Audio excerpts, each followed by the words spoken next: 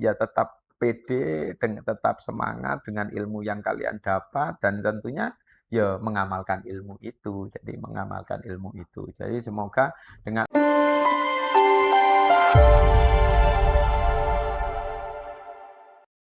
Assalamualaikum warahmatullahi wabarakatuh. Waalaikumsalam warahmatullahi wabarakatuh. Kembali lagi di channel podcast Pondok Pesantren Salafiyah Al-Fatah Putra. Saya Muhammad Ilmas Harifan selaku host podcast Pondok Pesantren Salafiyah Al-Fatah Putra. Pada kesempatan kali ini, tema yang kami angkat yakni seputar Mahat Ali yang ada di Pondok Pesantren Salafiyah Al-Fatah. Mahat Ali ini adalah universitas berbasis pesantren. Pada kesempatan kali ini, saya didampingi narasumber yang mana beliau adalah mudir am dari Mahat Ali yang ada di Pondok Pesantren Salafiyah Al-Fatah. Assalamualaikum Gus. Waalaikumsalam. Alhamdulillah. Alhamdulillah. Sebelum memasuki pembahasan yang lebih dalam, boleh diperkenalkan terlebih dahulu profil panjenengan Gus? Assalamualaikum warahmatullahi wabarakatuh. Kami Muhammad Taufikur Rahman, kami di Pondok Pesantren Al-Fatah itu didapuk oleh Dewan Pembina sebagai Mudir Am, sebagai kepala lah, dosen, rektor, rektor yang ada di Pondok Pesantren Al-Fatah Mahat Alinya. Perlu diketahui sebelum kita membahas nanti, Mahat Ali yang ada di Pondok Pesantren Al-Fatah ini memang baru, dan ini hasil kerjasama antara Pondok Pesantren Al-Fatah Singosari dengan Pondok Pesantren Ar-Rifai Ketawang, Ar-Rifai 1 dan 3. Sebelum ke pembahasan yang lebih dalam lagi, apa sih istilah dari Mahat Ali itu seperti apa nih Gus? Mahat Ali itu mungkin bisa dikatakan barang baru. Awal-awal ada itu sekitar 2013-2014 itu insya Allah ya. Kalau nggak salah itu.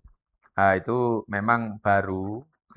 Sifatnya Mahat Ali itu untuk memfasilitasi pondok pesantren. Yang biasanya itu pondok pesantren itu kan banyak yang kemudian meremehkan lulusannya nanti mau kemana, lulusannya mau kerja apa, syahadahnya apa itu sertifikatnya itu tidak bisa untuk melanjutkan ke jenjang yang lebih tinggi gitu kan ya. Nah, akhirnya dari Kementerian Agama itu ada ini Mahat Ali ini.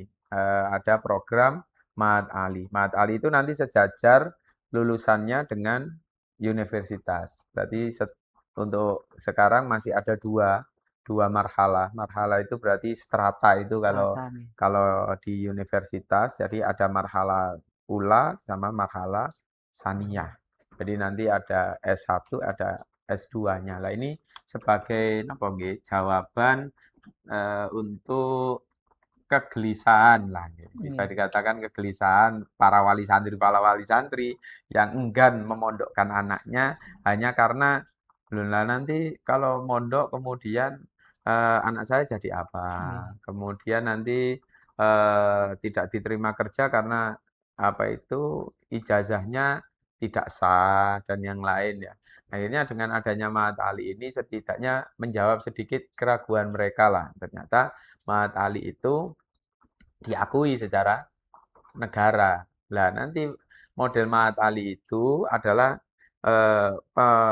pendaftarannya itu nanti bisa menggunakan ijazah SMA, ijazah aliyah, pondok-pondok pesantren yang sudah muadalah. Muadalah itu istilah jenjang-jenjang yang ada di pondok pesantren yang disamakan dengan jenjang sekolah formal.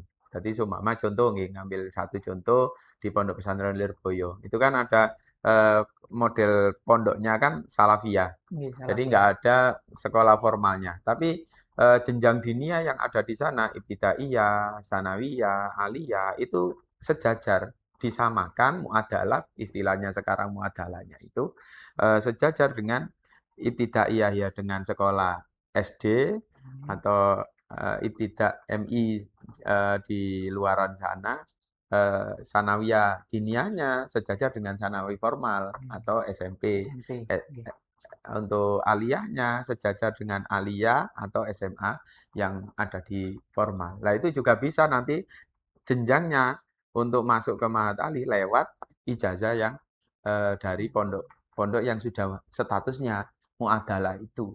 Nah, untuk pondok pesantren Al-Fatah itu karena memang jenjangnya belum muadalah, akhirnya nanti yang bisa masuk ke Mahat Ali sementara ini ya dari dari ijazah SMA-nya itu gitu. Jadi dari ijazah SMA-nya itu yang akhirnya nanti menjadi terfasilitasi dengan ijazah SMA itu. Jadi tapi cuma persyaratannya untuk masuk di Pondok Pesantren Al-Fatah Mu'ahad Alinya ya harus punya background dari pondok pesantren. Karena kami tidak mau kemudian langsung masuk dari SMA luar atau mungkin dari aliyah luar formal, mohon maaf, kemudian tidak punya dasar background pesantren. Karena memang uniknya Mahat Ali itu nanti tetap menggunakan kurikulum-kurikulum yang menjadi ciri khas setiap pondok pesantren. Jadi nanti Mahat Ali itu punya ciri khas masing-masing di setiap pondok pesantren. Untuk pondok pesantren Al-Fatah ini, karena kita kemudian mengikuti yang ada di pondok pesantren Ar-Rifai, akhirnya yang ada muadalahnya kok muadalah Mahat Ali yang ada di pondok pesantren Al-Fatah ini mengikuti kejurusan yang ada di pondok Ar-Rifai, yakni takhususnya fikih mar'ah. Fikih mar'ah pelajarannya fikih dan usuluddin, jurusannya fikih dan usuluddin. Dan mungkin kabar gembira yang terbaru di tahun ini sudah diputuskan nanti akan ada titel. Titel kan kalau dulu semuanya lulusan Mahat Ali itu SAG. Nah, sekarang enggak sesuai dengan kejurusannya. Seumpama kalau di sini itu mengikuti pondok Ar-Rifai berarti fikih dan usul fikih nggih, berarti SFU gitu nggih. Kalau seumpama di An-Nur itu Balaghatul Quran seumpama nggih kan jurusannya napa niku sastra Al-Qur'an. Nggih berarti napa niku SQ gitu nggih kalau nggak salah sarjana nanti sarjana Quran dan ada berapa poin itu ada 7 atau berapa itu sesuai dengan kejurusan yang ada di masing-masing pondok. Nah, uniknya Mahat Ali akhirnya tidak merubah sistem pengajaran diniyah yang ada di pondok. Pelajaran pun mata pelajaran yang menjadi kurikulum dalam Mahat Ali ya, ada beberapa yang diwajibkan ngoten nggih. Seumpama fikihnya kalau kita menginduk ke Ar-Rifai berarti fikihnya wajib memakai Fathul Muin. Kemudian kitab usulnya itu minimal Lubul Usul gitu nggih. Nah, tapi ciri khas yang menjadi ciri khas setiap pondok tidak dirubah seperti halnya pelajaran-pelajaran yang menjadi ciri khas pondok pesantren itu. Jadi akhirnya Mahat Ali bersifat fleksibel, jadi fleksibel menyesuaikan dengan kondisi pondok masing-masing. Kemudian kira-kira ada sesuatu hal yang menjadi pembeda tentang Mahat Ali dan pendidikan perguruan tinggi yang lain, Gus. Pripun Ya. itu? Yang menjadi pembeda itu cuma satu kalau menurut paham saya ya. Latar belakang pendidikannya saja. Jadi yang Mahat Ali itu kalau memang latar pendidikannya bukan dari pesantren, otomatis tidak akan bisa mengikuti karena nanti rata-rata itu mesti memakai kitab salaf yang muktabaro itu, loh. Nah, kita tahu biasanya kan kalau dalam mungkin ada fakultas syariah atau usuluddin yang ada di luaran sana, ya memakainya bukan kitab, loh. Memakainya mungkin terjemahan atau ya ada tetap yang studi kasusnya memakai kitab. Cuma kan memang backgroundnya dari pesantren. Jadi yang dulu kita mungkin dari pondok pesantren itu bingung ya mau masuk ke jurusan apa dan yang lain, nggak usah bingung lagi di Mahat Ali itu sudah sesuai dengan profil kita sebagai santri. Jadi berangkatnya memang dari kitab kuning, diajarkannya di Mahat Ali, walaupun ada kejurusan-kejurusan khusus, ya tetap ada maknaninya seperti halnya ketika di di dunia, seperti itu. Seperti itu. Jadi motif panjenengan sebagai mudir am, panjenengan kok bisa berpikiran mau mendirikan Mahat Ali ini di Pondok Pesantren Al-Fatah itu bagaimana itu ceritanya, Dulu Mas? awal mula adanya Mahat Ali itu, maksudnya ide adanya Mahat Ali di Pondok Pesantren Al-Fatah itu bermula dari obrolan saya dengan Gus Ahmad. Gus Ahmad kan selaku ketua yayasan, majelis taklim. Kemudian saya sekretarisnya, saya wakilnya. Sering ngobrol gitu loh. Jadi bagaimana kemudian meningkatkan kualitas pendidikan yang ada di Pondok Pesantren Al-Fatah gitu loh. Kita tahu mungkin kita kan ngiblat semuanya ke Lirboyo, kurikulum semuanya di Lirboyo. Cuma ada satu ganjalannya itu biasanya anak yang lulus SMA itu mesti diboyong oleh orang tuanya. Karena ingin melanjutkan dari jenjang SMA ke universitas, ingin kuliah, anaknya sendiri ya ingin kuliah, orang tuanya pun juga ingin kuliah agar nanti ijazahnya atau mungkin status pendidikannya itu jelas statusnya gitu. Dari obrolan-obrolan singkat itu akhirnya kemudian ingin mendaftarkan Mahat Ali. Saat itu tahun 2024 insya Allah. Nah pada saat 2024 itu pendaftaran untuk Mahat Ali itu ditutup. Jadi tidak boleh ada pondok pesantren yang kemudian mendaftarkan mau mengadakan program pendidikan Mahat Ali. Karena memang info yang kami dapatkan dari Kemenagnya itu ingin memperbaiki kualitas dahulu. Jadi dari kalau nggak salah sudah ada 38 Mahat Ali yang ada di Indonesia ingin memperbaiki kualitas itu, gitu.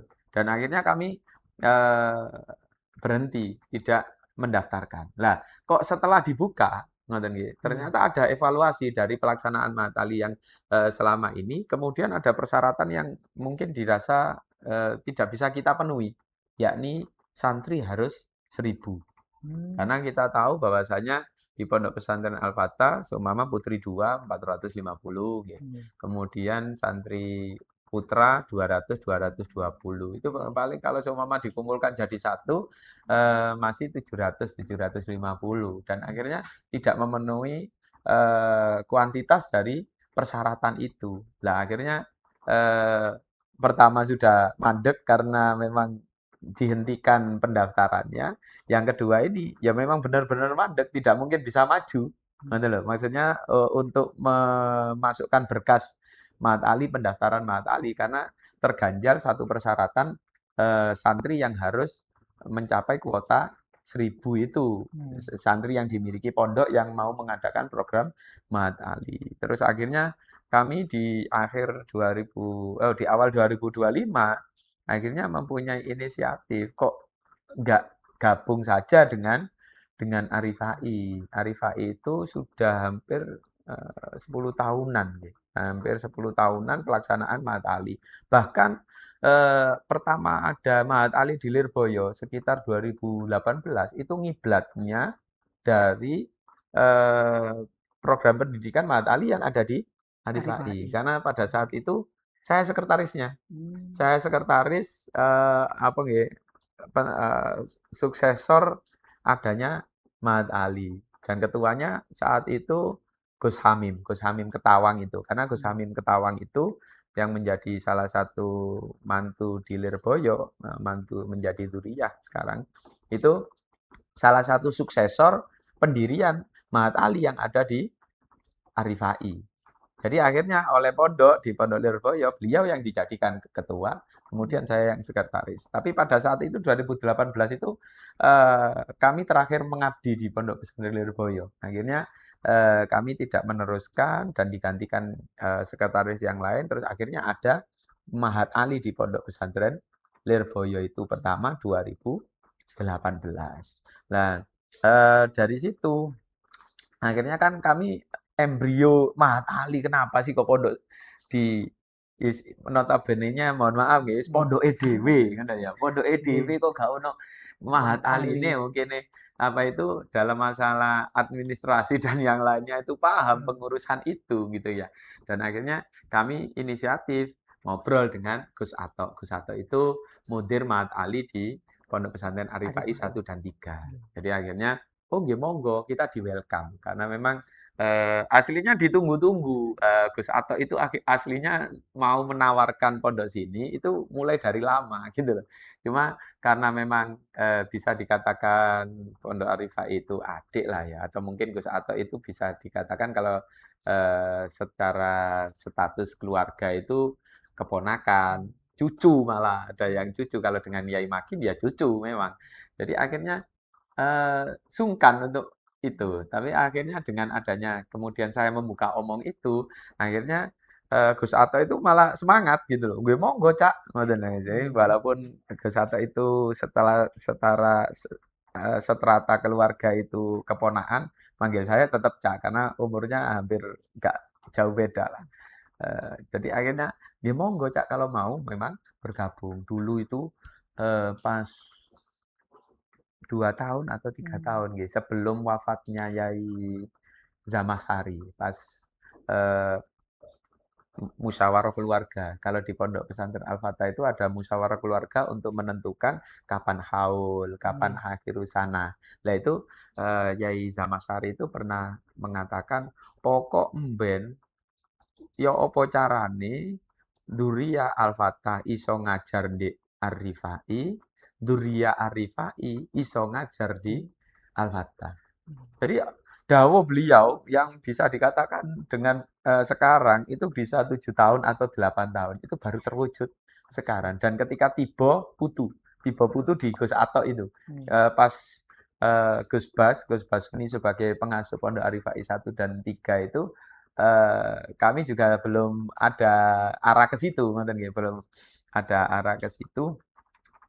Saya juga masih di pondok gitu. Hmm. Jadi akhirnya bisa terwujud nggih pas eee, tiba putu tadi, Hmm. ketika Gus Atok itu dan akhirnya terjalinlah kerjasama antara Al-Fatah dengan Arifai dan terwujud juga dawuh Romo Yai Zamasari Al-Fatah ngajar di sana, yang di sana ngajar Di di sini. sini gitu. Nggih.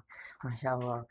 Kemudian kira-kira harapan panjenengan Gus di masa yang akan datang, Nggih, adanya program Mahat Ali ini bagaimana kira-kira nggih. Gus? Satu nggih menjadi daya tarik nggih, menjadi Nggih. daya tarik untuk santri-santri yang sudah lulus SMA itu, untuk bisa meneruskan jenjangnya di Mahat Ali gitu. Karena kami sudah di Pondok Pesantren Al-Fatah baik putra atau putri 2 itu sudah menyiapkan dan sekarang itu sudah ada 53 santri yang mengikuti, 26, 27 di putri, sisanya yang di putra. Jadi harapan kami ya santri-santri itu bisa meneruskan jenjangnya di Mahat Ali, karena kita tahu sendiri pergaulan di luar Luar. itu nggih sangat luar biasa. Mungkin sampean yang Nggih. sekarang kuliah di luar bisa merasakan bagaimana ketika dari pondok pesantren sing biasa itu dalam sangkar nggih, Nggih. kemudian keluar sebebas apa yang mau dilakukan kan Nggih. seperti itu.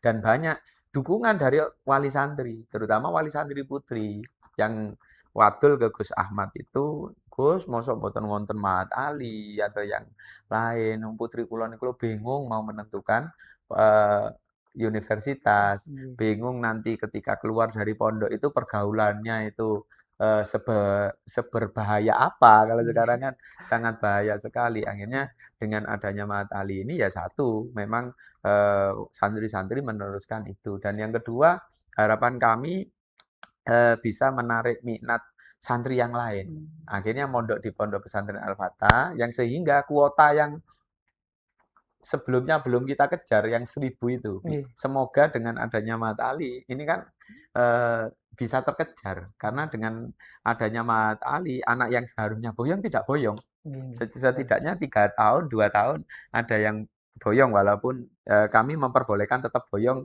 nanti berangkat dari rumah tetap memperbolehkan. Cuma dampaknya kan akhirnya banyak yang nanti tidak boyong, kemudian banyak santri yang masuk. Jadi Nggih. akhirnya kuantitas jumlah dari santri yang ada yang mukim di sini itu nanti bisa lebih banyak daripada daripada yang sebelum-sebelumnya. Karena sebelumnya itu lulus boyong, seperti itu. Jadi dengan adanya Mahat Ali menjadi daya tarik sendiri lah, daya tarik sendiri. Kemudian yang ketiga yang saya ingin geniku mendirikan sendiri. Jadi mungkin awal ini kita bisa kolaborasi lagi dengan Pondok Pesantren Arifai itu, tapi tujuan kami itu tetap cita-citanya, cita-cita saya dengan Gus Ahmad itu bagaimana mendirikan Mahat Ali sendiri yang nanti terbranding Pondok Pesantren Al-Fatah gitu. Baik. Mungkin di akhir-akhir pembicaraan kali ini Gus, ada pesan-pesan yang bisa disampaikan terutama ke mahasantri Mahat Ali Pondok Pesantren dan juga mungkin seluruh orang-orang yang melakukan pendidikan dimanapun gitu. Monggo.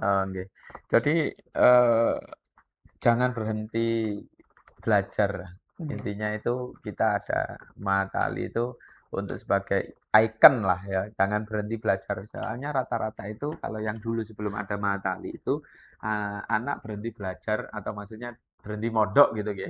Itu setelah SMA. Akhirnya setelah SMA kemudian terkontaminasi dengan kegiatan di luar, dengan lingkungan dan pergaulan di luar, akhirnya ciri khas pondokiyahnya itu hilang. Jadi akhirnya pondoknya pokoknya biar tahu mondok gitu saja. Tapi harapan kami dengan Mahat Ali ini lebih menyadarkan ternyata pendidikan pondok pesantren itu tidak kalah dengan pendidikan yang ada di luar.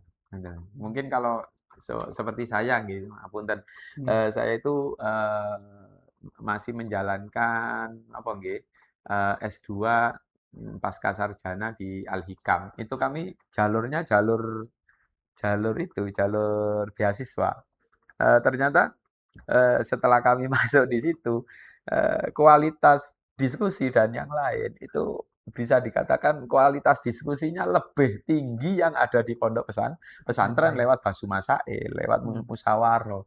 Jadi tidak perlu kita berkecil hati. Kadang itu kita merasa kecil.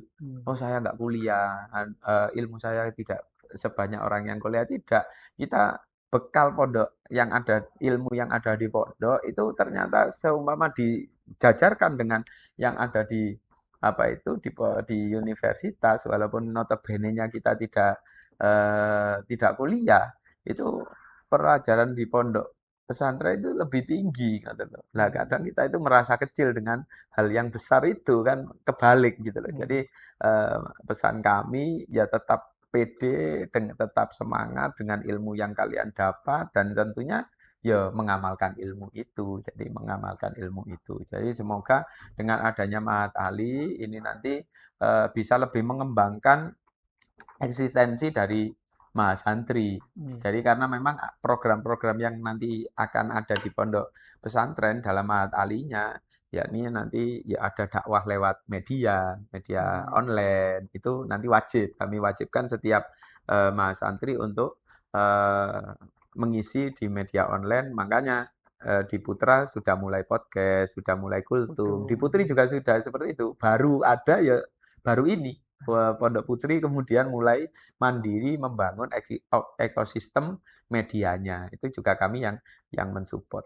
Jadi jangan berhenti belajar karena dulu itu dawuhnya Gus Mus yang saya pegang awal mula dari kebodohan seseorang itu nanti adalah dia berhenti belajar atau dia merasa pintar. Kalau kau sudah merasa pintar, otomatis nanti ilmunya mandek karena tidak mau untuk mencari ilmu lagi, gitu kan. Itu senada dengan yang ada di dalam kitab Ihya. Jadi dalam kitab Ihya itu tanda orang yang nanti akan mulai bodoh itu adalah merasa pintar. Maka kita jangan pernah berhenti dan selalu harus haus akan ilmu agar nanti ilmu kita yang kita miliki, ilmu itu beda dengan yang lain. Kalau harta dan yang lain kok dibagi itu semakin habis, tapi kalau ilmu dibagi semakin bertambah. Mungkin itu yang dapat kami sampaikan, semoga bermanfaat.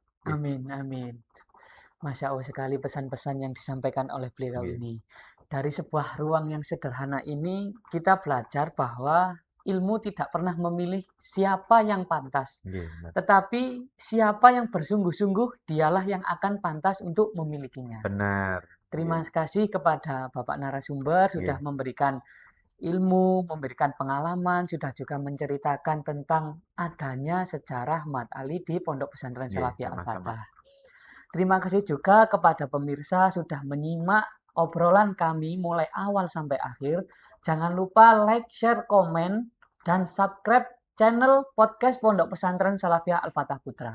Saya Muhammad Ilmas Syarifan, izin pamit mengundurkan diri. Assalamualaikum warahmatullahi wabarakatuh. Waalaikumsalam warahmatullahi wabarakatuh. Bersen-